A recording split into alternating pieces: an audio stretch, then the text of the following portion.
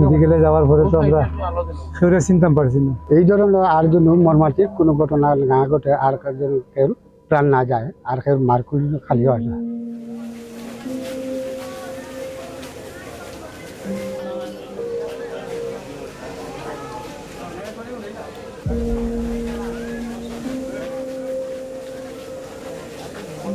গত রাত্রে 11:15 মারা গেছে।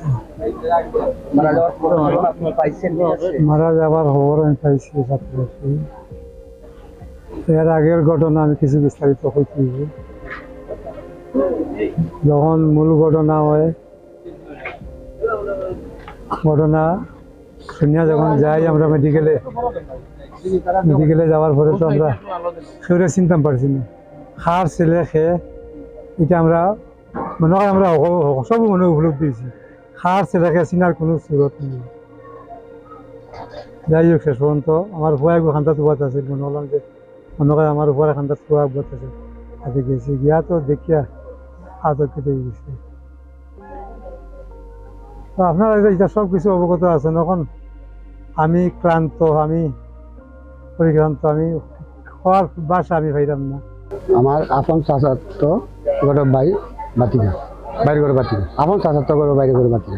আমার একটাও আমার গেছে বিশ্বাস, এই ধরনের আর যেন মর্মান্তিক কোনো ঘটনা না ঘটে, আর যেন কেউ প্রাণ না যায়, আর কেউ মার্কুল খালি হয় না।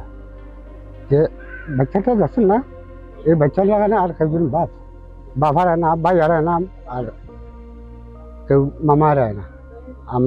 আমি একটাও আপনার কাছে আমি আবদার করছি যে ফিলিং স্টেশন আছে যেগুলা, এগুলা তার যে নিয়মকানুন আছে, যে ক্যাপ লাগাই যদি চলে, ক্যাপ থাকে, মাথা যদি ক্যাপ থাকে বা গত যদি তার পোশাক থাকে, তা বা মোটামুটি একটা যে শ্বাসনালীটা এটা তো রক্ষা পাইবে, তাৎক্ষণিক রক্ষা পাইবে।